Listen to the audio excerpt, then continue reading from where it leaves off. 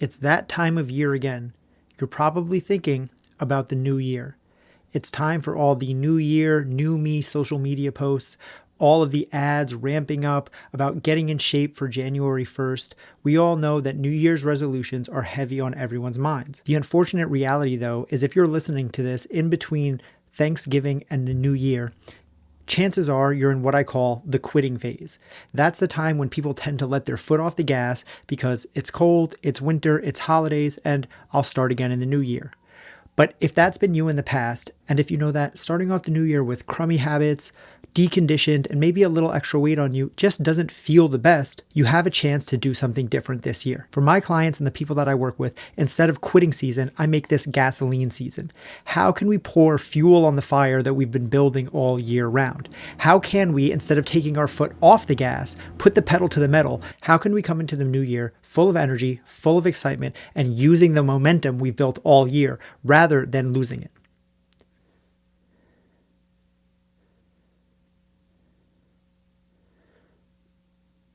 So today I'm going to tell you 5 powerful actions you need to make habits in your life before the start of the new year so you can make sure this year coming is your best year yet. Welcome to Change Made Easy. Changing your habits, routines, and behaviors is hard. We make it easy. I'm Paul Leviton, and I help high achievers just like you who feel stuck bridge the gap between where you are and where you want to be. Traditional self-help doesn't work. It's either too rigid, too generic, or too overwhelming. My approach is different.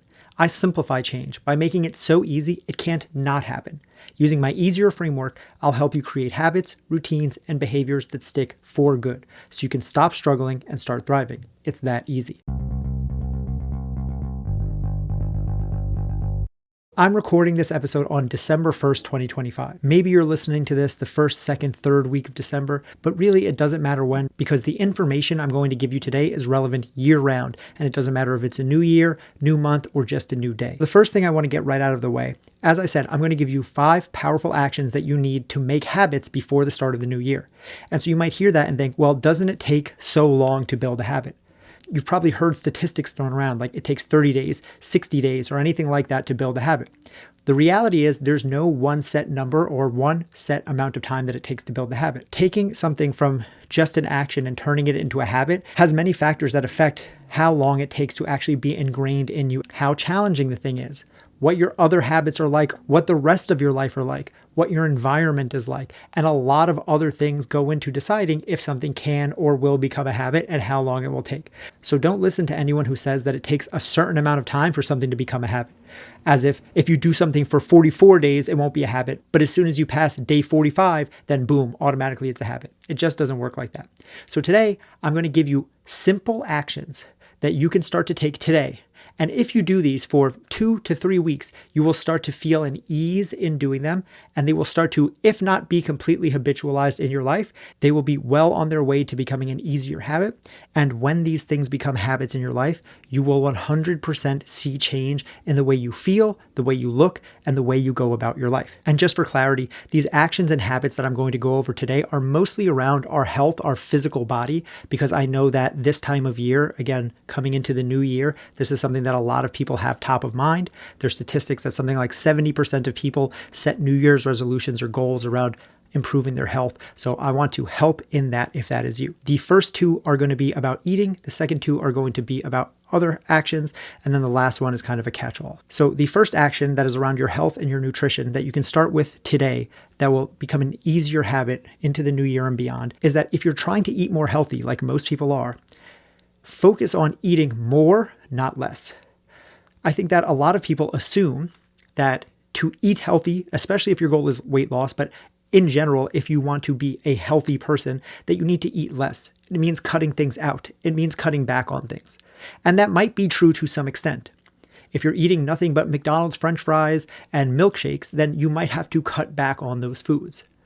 But a big issue that I see people run into when they try to start eating healthy is they cut things out and they don't add anything back in. Meaning they're eating all of these unhealthy foods. Maybe they're eating junk food. Maybe they're snacking a lot throughout the day. Maybe their meals are big. And they realize, well, this isn't healthy. This isn't the thing that's going to help me maintain a healthy weight or help me feel my best. So I have to cut all this stuff out. But the problem is when you cut all that stuff out, it leaves a void. And if you're used to eating so many thousands of calories every day, and then you just cut that in half, you're going to feel hungry, you're going to feel probably angry, stressed. Lots of things will happen in your body, and there will be a cascade of effects, both physically and mentally, that will cause it to be more challenging for you to stick to that long term, which is why we see a lot of people start a diet, cut back on junk food, cut back on whatever thing that they're trying to cut back on, and they do well for a week, 2 weeks, maybe a month, but eventually they snap and they go back to eating what they were doing because it feels unsustainable. Hey, 1 second before we continue. If you're enjoying this episode, if you're learning something from this show, if you're catching yourself saying, man, this is so helpful, this Paul guy is pretty smart. First of all, thank you. But secondly, if that is you, you might have asked, how can I work with Paul? Can he help me create the change I've been looking for? And if you have, you're in luck.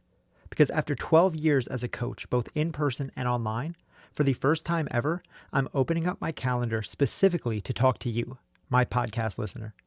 Use the link in the show notes to book a completely free coaching session. If you need help with nutrition, fitness, motivation, mindset, basically anything that goes into building your happy, healthy life, then I want to talk to you. Click the link in the show notes and let's chat. I created this podcast to help, and now I want to go deeper. This is the first time I've ever offered anything like this, and I don't know how long it'll last or how long I'll be able to keep doing it, so take advantage while you can. All right, now let's get back to the show. So the action that you need to start taking and to start making a habit is to focus on eating more rather than eating less. And when I say that, what I mean is eating more of the good stuff. So rather than focusing on cutting out the bad stuff, I teach my clients to eat more of the good stuff to crowd it out. So good stuff, bad stuff, what does that mean? Although I don't like to group foods into those labels, I think we'd all have some instinct or some understanding at this point of what foods are moving us towards more health and what foods are moving us away from our health. So if I want to be healthier, I know that fruits, vegetables, lean proteins, water to drink, those move me closer to a healthy life.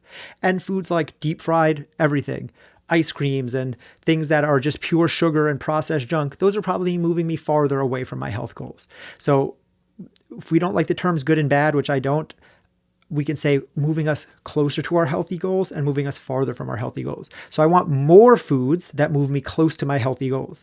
That's fruits, vegetables, lean proteins, whole foods, foods where the entire food is the thing.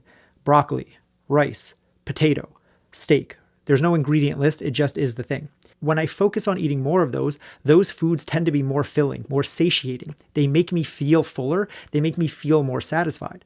So even though I'm cutting out the French fries, cutting back on ice cream, maybe not cutting out completely, but cutting back on ice cream, cutting back on beers, cutting back on all these things, I'm filling that empty space with more salad, more fruits, cherries, blueberries, whatever, more smoothies, more Greek yogurt, more beef jerky, more of these healthy foods, so that I'm not just starving myself and I'm not just hating everything about, oh my gosh, this is such a drag. Oh, I feel bad. Oh, I have no energy. Oh, I can't sleep. All of these different things that come from just cutting out foods. So the focus is not cut out, cut out, cut out, cut back, cut back, cut back. It's eat more of the things that are moving you closer to your healthy life. And that brings me to the second powerful action that you can work on to build a habit before the start of the new year. And that's simply reading your nutrition labels. It flabbergasts me and blows my mind that people do not understand how to read nutrition labels or even try to. This one habit can and will change everything about your life if you simply start doing it. Nothing goes into your grocery cart, nothing goes into your fridge at home, and nothing goes into your body that you don't first read the nutrition label. Anything that you are buying, when you take it off the shelf at the grocery store, before you put it into your cart, turn it around and look at the nutrition label. Look at the calories, look at the serving size. Just understanding that and having some frame of reference for what you're eating will give you so much of a better idea of, point one, how to eat more of the stuff that is moving you towards more health. Because you might be asking yourself when I was talking before, well, how do I know? Obviously, some things are obvious, lettuce versus French fries, an apple versus ice cream, but some things are a little bit more gray area. Well, that comes down to learning to read nutrition labels. Even if you don't understand nutrition labels, one, I can send you a video on it. I have videos that I've done. So if you really don't understand nutrition labels, send me a DM on Instagram or shoot me an email, my Instagram at Paul Levitin or TikTok, wherever, and I will send you a free video explaining and breaking down nutrition labels so you don't have to guess. But the simple act of reading nutrition labels over and over, again, making it a habit, you'll start to learn, you'll start to understand more. So that alone will change the decisions that you make. You'll say, oh, this thing that I was about to grab has twice the amount of calories as this other thing right here. Maybe I'll just grab that. Oh, this thing that I'm about to grab that I thought was healthy is actually really high in sugar and really high in excess carbs and doesn't have any fiber and doesn't have any protein. Maybe I won't actually grab that thing. If not, you're just grasping at straws in the dark. You have to be educated if you're going to make an informed decision. So this can't be overstated. If you're not someone who reads nutrition labels right now, that habit alone will change your life. And it goes hand in hand with knowing what foods to choose to eat more of rather than just only knowing this is bad, so I'm going to cut this out. Okay, so those are the two powerful actions you can do around your nutrition and your eating. And the next powerful action is planning your weeks. Scheduling what you need to have done. And I know that it can be a little bit overdone. People talk about time management and calendars and time blocking and all of that stuff. But I specifically want to say, plan fitness first. If your goal is to be healthy, to feel better, to live longer, to be able to show up for your kids more, maybe to look better even, but that all aside, just being able to live a longer, more fruitful, more healthy life, have a better quality of life for years and decades to come, you have to be working on your fitness. We know this. This is not a guess anymore. This is not an opinion. This is a fact. This is a God's honest truth, and we know it. So why then does fitness always take a backseat? Why is it always the thing that you're squeezing into your schedule at the very last minute? Why is it after work, after taking the kids, after doing the groceries, after doing the laundry, after doing all of these things that you maybe see if you can squeeze an hour or two into the gym? And I know it's easy to say, well, it's like, well, I have to do all those things. I don't have to work out. But the reality is you don't have to work out if you don't care about the quality of your life. If you care about the quality of your life, then you do have to make time for exercise. You do have to make time for walking. You do have to make time for all of these little things that most people don't prioritize. So I want fitness, and we can throw things like grocery shopping and meal prepping into this too, to stop taking a backseat, to not be the redheaded stepchild or the last thing to go on your to-do list. Put fitness first. Put your health first. Put yourself first. So if you're not someone who plans their week or schedules things out, that's a good place to start. But if you are that person already, change the order of operations, change the priorities, and make health, exercise, make going for a walk 3 times for an hour on your schedule before you schedule your work calls, before you schedule your dinners out. Maybe you have date night with your wife or your husband. What if you did that as a fitness thing rather than scheduling all these dinners and going out and doing things, but then, oh, I don't have time to do the things I need to do for my health. So I challenge you to start building this habit of putting your fitness, your health, again, I throw grocery shopping and meal prepping in here too first.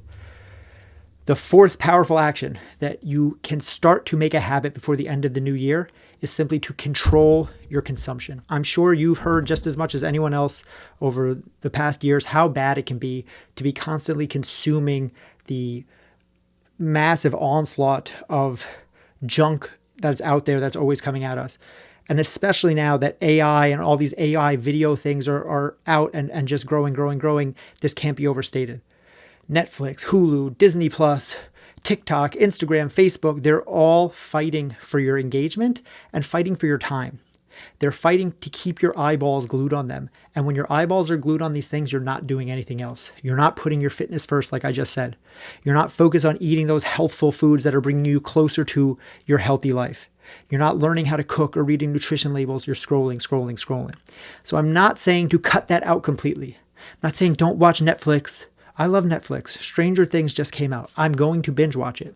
But my point is to start to control your consumption. Take a look at how much time you spend doing that per week. It's just that will be a sobering thing to look at. If you sat and calculate how much time do you spend watching TV, watching your phone per week. And then whatever that is, cut it back by 2 hours. Whatever it is, cut it back by 10%. We don't need to jump out the window with this. You don't need to say, I'm never going to watch anything on my phone. That would be unrealistic. What you can say is, I'm going to start to only consume at X, Y, and Z times. I'm only going to watch Netflix after I've gone for my walk for the week, pairing the last habit and this one. I'm going to only scroll on social media while I'm riding the recumbent bike at the gym. There are ways to make this less of a detrimental habit, because make no mistake, constant consumption of junk media, of scrolling, of short form TikTok content, even of Netflix, it is a net negative on your health if you're letting it be that. You can do it in a thoughtful way. And if you make that a habit, it will change the trajectory of your life, because this stuff is only going to get more and more potent. It's only going to get more addictive. So you need to take a step to control your consumption now, because it's never going to get easier than it is today. And then the last powerful action that you can make a habit before the start of the year, this is kind of a catch-all. Simply move towards excitement. Let excitement and enthusiasm be the driver of what you choose to work on. So many people, especially at this time of the new year, it's like, well, I gotta lose weight. I gotta start going to the gym. I gotta. You don't have to do anything. And when you do things from that energy of, well, I don't want to, but I'm going to because I have to, you're fighting a very hard fought battle. It is very hard to stay consistent and to stay motivated to force yourself to do something that you don't want to do. If you're doing something because you have to do it, but the reality is you don't actually have to do it. Meaning you're saying, well, I have to start working out, but you don't have to because you haven't been working out already. You have to breathe. That's why you're breathing. You have to eat every day. That's why you eat. Anything that you have to do, you're already doing.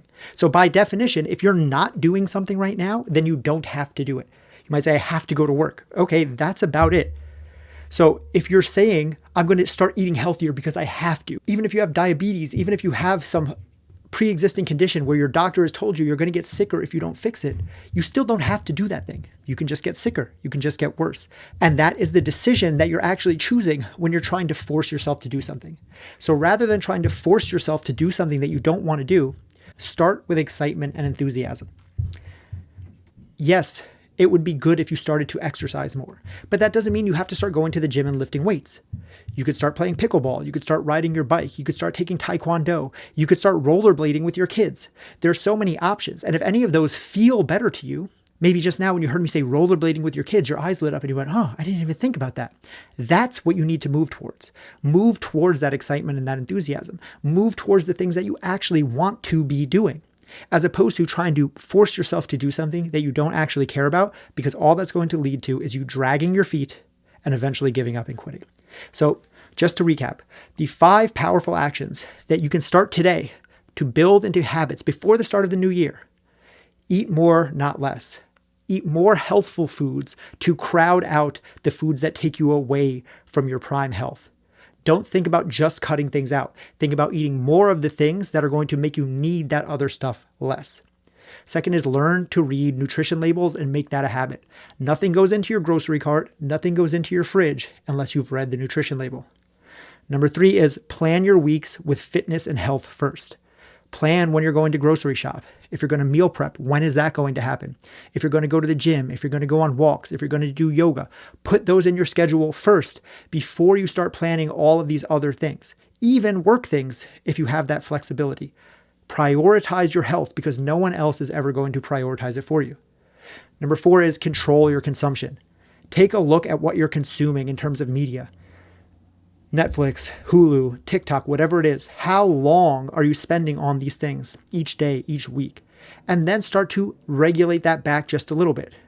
Start to think about consumption as a conscious act, not just something you do mindlessly, something you choose to do. Okay, I had a long day at work. I want to zonk out for 2 hours with this new show. Cool. But that's a decision. That's very different than I opened my phone, I scrolled for 2 hours, and I don't even know what happened. Make it a decision and start to scale back even just a little. Even 10% would give you so much more time back, which would allow for those other things that I'm talking about. And then the last piece is move towards excitement and enthusiasm. Rather than trying to force yourself to do something that you don't want to do, because you've tried that before. Every year up until now, you've tried that. Forcing yourself to do a diet you hate. Forcing yourself to go to the gym when you don't want to go to the gym. Forcing yourself to run when you hate running. Instead, what do you want to do? What would feel good? What would make you smile to do it? Maybe it's dancing. Maybe it's learning to cook. Maybe it's taking cooking classes because you never knew how to cook and that's what stops you from cooking nutritious food. So maybe taking a few cooking classes as a fun weekend activity rather than going out to dinner for a date at Cheesecake Factory again. Take these actions right now. They're actions because they're effortful. You're going to have to try first. But if you do these day after day, week after week, coming into the new year, they will already feel easier and be well on their way to be habits that are moving you towards your better, happier, healthier life. And that is change made easy. Before you go, I want to talk to you. Literally. For the first time ever in over 12 years as a coach and 4 years doing this podcast, I'm opening up my schedule to help listeners like you for free. I'm offering a free coaching session to you as a thank you for supporting this show. I help people create their healthy habits and happy lives and create positive change around their health, wealth, and relationships. Whatever you're working on, mind, body, and soul, we can cover it all. If you're struggling, I want to help you build a plan to get through it and past it. So go into the show notes and click the link that says book a free call today. I don't know how long I'll be able to keep doing this, and my schedule will fill up. So if you want to take advantage, make it happen ASAP.